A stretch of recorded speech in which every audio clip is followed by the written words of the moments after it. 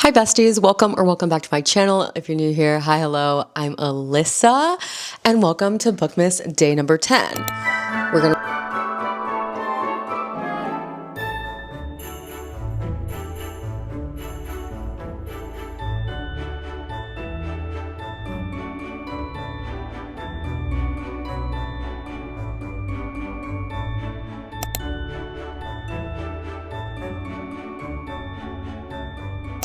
Hello, welcome to Sip and Chat, and I'm your host, Alyssa, and in this week's episode, we are going to get into the nitty-gritty of the 2025 Formula One season.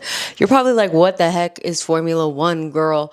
The boys would want me to say that it's a bunch of hot men racing around a racetrack in really expensive cars, because it's a really expensive sport, and all of the wags are rich as heck going into this, and it's piping hot, and we're gonna get into it. Okay, I personally love a Formula One because I'm a Verstappen fan, and if you do not know, we did not get our 5th consecutive title this season, but hey, he has said before and he will say it again, he made the biggest comeback this season, and I feel like that needs to be highlighted, because what do you mean you had an 108-point gap mid-season and you came back and you lost by 2 points? Like, he was nearly there to getting the grand champion. And here, I'm not here to demote Norris by any means. I love Lando. And sure, Piastri isn't my favorite driver, and I don't really like McLaren as a whole, but I do love Lando as a driver. So seeing him win was a win in my heart, because if it wasn't Verstappen, I wanted it to be him. And I feel like he's stayed with McLaren through all of the ickiness of he was literally driving a tractor, guys. He was driving a tractor for almost 4 years. And I feel like he deserves this. You know what I mean? And Piastri just kind of like came in. Perfect timing for him, which good on him, good for him. But I'm so thankful that Lando won this season. That being said, I want to do a team-by-team breakdown of all the major drama and storylines that have happened this season, because I'm pretty sure Drive to Survive is going to be hot and heavy this season, and I'm so excited. Okay, let's start with the major 2025 F1 season headlines. Cadillac being rumored to come onto the grid, which now is confirmed, and we have a whole bunch of drivers also coming back that we missed on the grids this season, i.e. Checo, and then I think his name is Vettel, or Bottas, I think, is coming back. I could be wrong. I could be mistaken.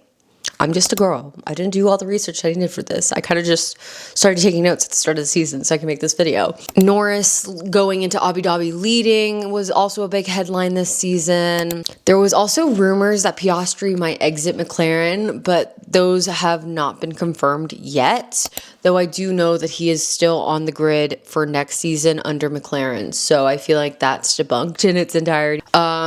Norris and Piastri also got disqualified this season because of Las Vegas due to like something with their car. I'm pretty sure it was like the wing or something. I hate when that happens, but I feel like their mistakes helped Verstappen come back this season, so I'm not going to feel bad for them, because it was a win in my book for my team. Lando Norris becoming grand champion. Well, he took the drivers champion, and then McLaren took constructors champion. So, and honestly, if it wasn't Verstappen, I wanted it to be Norris. And you're probably like, what the heck, why? I am not necessarily for the team, but I'm for the driver. I love a whole bunch of drivers, and I would love to see a whole bunch of drivers flourish, i.e. Leclerc is one of my favorites as well. Leclerc, Norris, Kimi, I love Kimi, Verstappen, Doi. Those are really my top 4, so to speak. So seeing them prosper this season was really, really wonderful. But we're going to start with McLaren, since they're the grand champions and they took the title away from Verstappen. So let's get into it. Lando Norris won the 2025 Drivers' Championship by 2 points. McLaren also secured the Constructors' title, which we already know. Vegas chaos. Both Norris and Oscar Piastri were disqualified from Las Vegas GP due to post-race inspection failures, which honestly kind of sucks, but like good for Verstappen, so I'm not really upset about that. There's inter-team tensions between this entire season. Piastri was rumored to be unhappy with strategy calls and potential team favoritism toward Norris. Mind you, Norris has been with McLaren a lot longer than Piastri, so I see it as fit that they were prioritizing Norris. But seeing as he was really in the leads for this Grand Champion at the start of the season, I could see why he would be upset. He was rumored to want to leave McLaren for Red Bull, even though he's contracted until 2028, which honestly, I would love to see it. But we all know that if he was to want to win World Champion, they would, like, Red Bull prioritizes Verstappen over everything. And I say that as a Red Bull fan because I know we have the second seat curse, and like I would hate for Piastri to be included in that. So I don't know if I would want him on the Red Bull second seat. I feel like he would probably flourish somewhere else, but knowing Red Bull and the team that it is, I feel like they would try and snatch Piastri. Team order controversies. There were multiple debates about the team orders mid-season, especially Italy, with fans questioning how McLaren juggled its drivers' titles fight. I feel like a lot of the season was McLaren forward because of the fact that both the drivers were either on podium or finishing first. And of course, it's going to create tension between drivers because what do you mean? They're both expected to be in the title fight. And McLaren has this equal driver policy, which I hate. Like, just pick the senior driver to be prioritized, unless, you know, they're not in the points. You know what I mean? But Norris was in the points, and they were consistently not prioritizing him. But then there was Piastri also, who was in the points, and they were consistently not prioritizing him.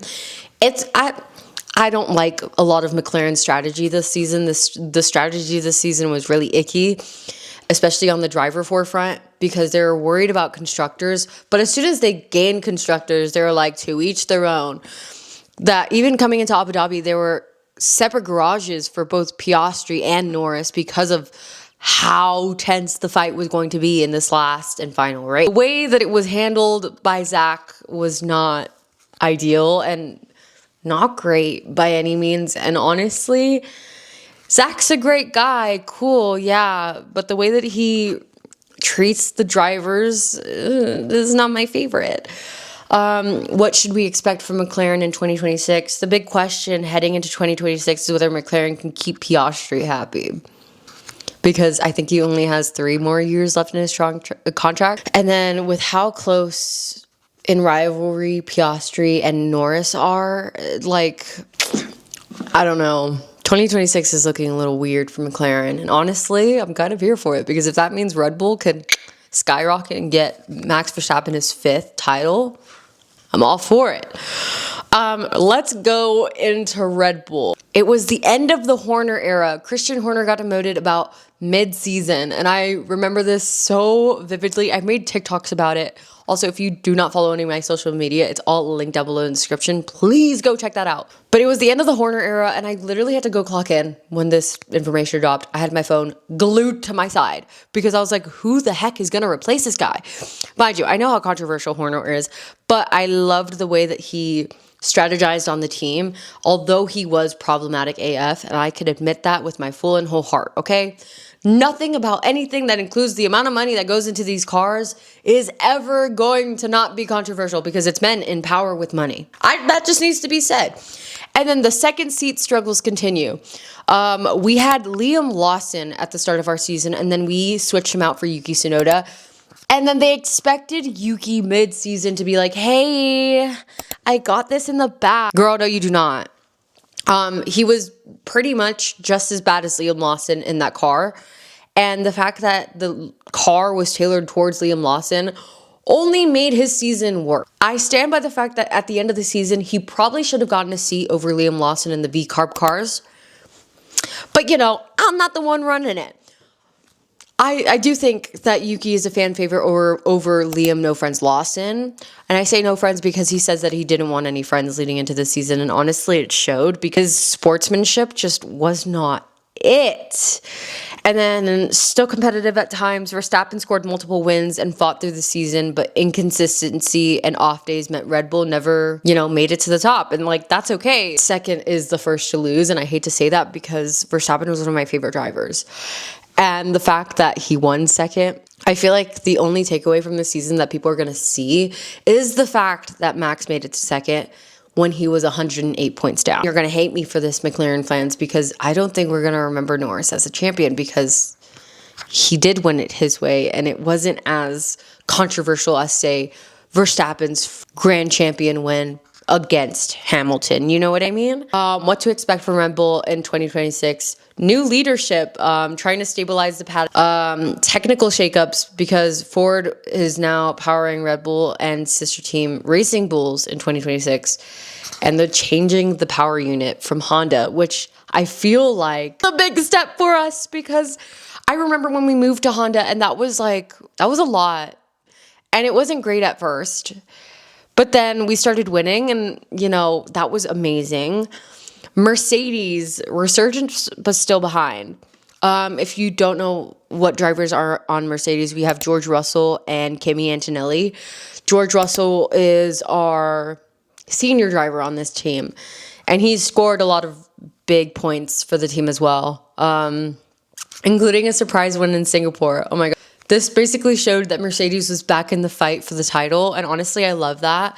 If it came down to George and Kimi, obviously I want our senior driver, you know what I mean? But I also really want to see Kimi on the podium because he's just a baby. Mercedes never truly matched McLaren's consistency and remain runners-up in the Constructors' Championship, which is honestly pretty great. Honestly, Mercedes being runner-up in Constructors is so good. As I say, as my Red Bull team is literally flailing right now, but that's okay. What should we expect from Mercedes in the coming season? Continued development with the momentum by the end of 2025. With the new power unit rules, Mercedes may have to close the gap. With the new power unit rules in 2026, Mercedes may close the gap further. So that must mean that they have a better chance of podium. So it might be Mercedes v McLaren v Red Bull, because I'm almost positive this season, who was it? It was both McLaren drivers and Verstappen this season. But hopefully we get another, team into the mix. That would be fun. I've never seen 3v3 in the sense that it's different teams, so that'll be fun. Ferrari, oh my goodness. Okay, Ferrari's drivers are Leclerc and Hamilton. Lewis Hamilton and Charles Leclerc. I have a love-hate relationship with Ferrari, guys. I do. I love the drivers that they have, but I hate the build of this freaking car, and I want to say that with my full chest because Charles needed a win this season so bad. Like, he just needs it, okay? He's my baby. And he also got engaged this season. Oh my gosh, good for him. Lewis's dog died this season. It was very sad. That was very sad. I felt so bad for him because his dog was literally his best friend throughout his entire racing career. Anyway, the tea on Ferrari thus far is that Ferrari failed to live up to the preseason hype despite signing Lewis Hamilton. They struggled for pace and podiums and were labeled the most disappointing team of 2025. Need I say any more? Hamilton, having signed to Ferrari this season, literally has said himself this was the worst ever season that he's ever had. And honestly, I see it. I've seen him in such good teams, and for him to be flailing in Ferrari is so sad, especially because of what he had built in Mercedes, and to him have left to be in red and then to not be winning in red is it's so disappointing. What should we expect from Ferrari in 2026? Ferrari needs to overhaul strategy and competitiveness, especially under new hybrid engine rules and heavier competition. I'd love to say that that's not true, but it is true. I think they need to get their ish together, and we need to see a Ferrari podium at some point, especially because of how competitive it's going to be in the next season with new rules. They're literally taking away DRS. Kimi was the last person to press DRS. And that button was made before he was even alive. Okay? Enough said. Williams is punching above its weight in the 2025 season. Williams impressed in 2025 with multiple podiums and competitive race pace, surprising many fans, and Williams did really good. To be fair, their driver is Carlos Sainz. Hello? Carlos is amazing. So hopefully we continue to see more of Carlos on the podium. I also love Carlos. Carlos is one of my favorites, especially because of the bond that he has with all of my favorite drivers, okay? I love everybody, okay? Do not come for me in my comments. Anyway, what should we expect from Williams in 2026? With momentum and a clever car development, Williams could become a dark horse contender, especially as grid shakeups continue. Yeah, especially with Cadillac coming into the season, I'm a little nervous for how the season is going to go.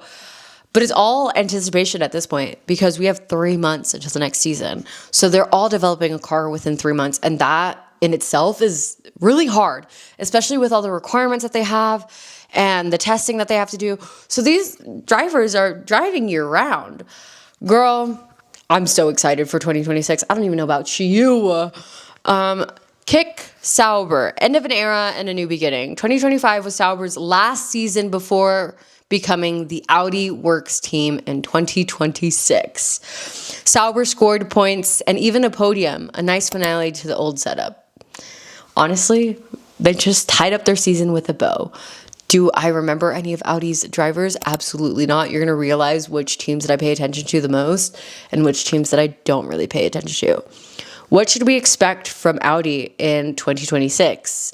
Audi's arrival is one of the biggest structural shifts, bringing a full manufacturer into the sport with a long-term ambitions. That means they're going to be developing a car this season and honing their skills this season. I don't think we're going to see many podiums from them, but hopefully we do, considering new season rules.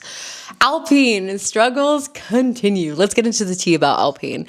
Alpine barely scored points this season and at times looked off the pace, with some drivers not even scoring all season. Low point compared to the earlier competitiveness. They were doing really, really good at the start of the season and they basically just declined.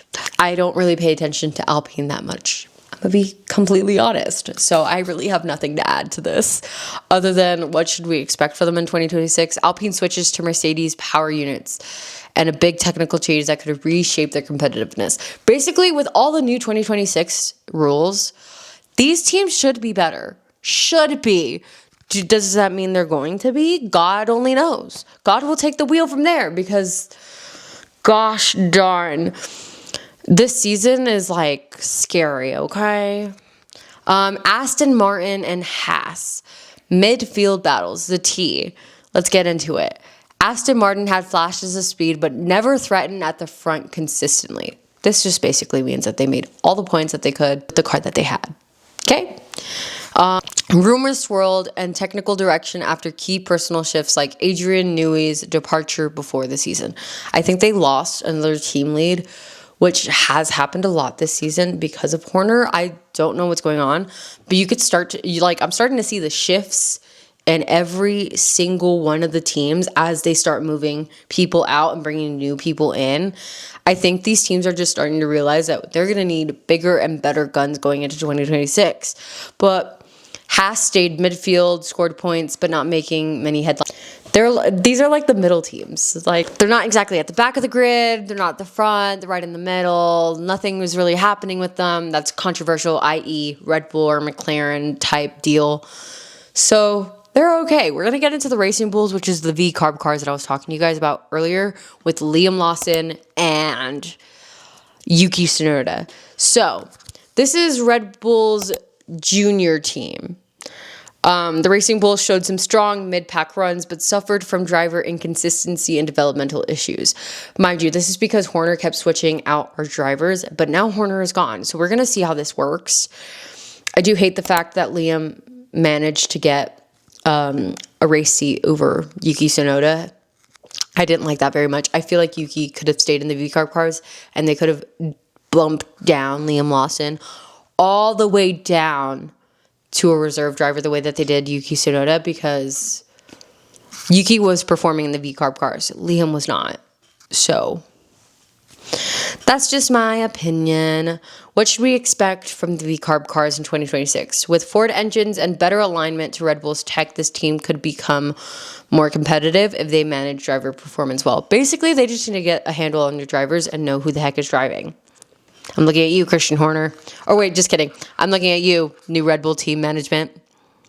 Y'all better run it back up, because there's no way that V-Carb cars are going to be in the back this season. I don't want it. I don't want it. I don't want it. What are some of the reoccurring themes of 2025 that I feel made a bigger impact on this season? Regulation and interpretation dramas, rear wing and aero regulation controversies bubbled early in this year, which basically means people have not been keeping to the regulations that they should have been. So that ended up with a lot of cars disqualified this season. Driver market rumors heating up for 2026, Piastri linked to teams beyond McLaren, and a lot of speculation around next year's grid moves. Honestly, after 2026, I would not be surprised if Piastri was no longer with McLaren. I'm calling that right now. I do not think he's going to stay with McLaren. And although McLaren now is a grand championship winning team, that does not mean that they're a good team by any means. Because did you see the radios at the end of the season were very bad. And then Norris's dad was literally saying how some people's parents aren't here and XYZ. Like, boy, go talk to your son. Congratulate your son. Why are you worried about other people's parents not being there? Like, Verstappen has his own family drama, which we all know about. Hello, your favorite driver chooses you. Why do you think I love Verstappen so much? And then Charles' dad is literally dead as he's saying this, and he didn't like the way that Charles handled himself, trying to hold back Lando so that Verstappen could get his 5th world title, as if they're literally not lifelong friends. I don't know. All the shady business between Norris and Norris's dad can stay to themselves, because that was just not very nice. I really didn't like that very much. Rookie impacts young drivers like Kimi Antonelli and Isaac Hadjar turning heads. Kimi is doing really good on Mercedes, and Isaac just got moved up to the Red Bull second seat next to Verstappen. So hopefully he has a good season in 2026, and hopefully the second seat curse does not get to him. New technical landscape. 2026 brings huge technical and engine changes. Cadillac entry, Ford and Honda returns, plotting a dramatic next season, especially because we're doing hybrid cars, so that way we use less fuel. I'm so invested in this season, in the sense that, like, I hope that we get a 5th title for Verstappen, and hopefully we see a lot of driver changes, in the sense that, you know, the drivers that are not being treated well in their respective teams, pick a better team and, you know, win with that team, because, you know, everybody deserves to win in this sport, especially with how hard a sport it is. Like, I hate to say it, and I hate to bring up a dead horse, i.e. Daniel Ricciardo. I really wanted him to win a driver's championship, and he just never did. And then he left the sport. And I just don't want that to ever happen to any of the drivers that are currently on the grid, because I love all of our rookie drivers currently this season. Like, this season, I feel like we had the best rookie drivers, and they were so funny and so cute. And I wish all the best to all these drivers. And don't take this little debunking of the 2025 drama so serious, okay? I love every single one of these drivers, and I hope that every single one of them prevails in their respective teams going into 2026. And hopefully we get to do another video like this soon, talking about, you know, the 2026 season and what's to come and what is going on, you know what I mean? But thank you guys so much for listening. Thank you guys so much for watching. I will see you guys in another Bookmas episode. Bye!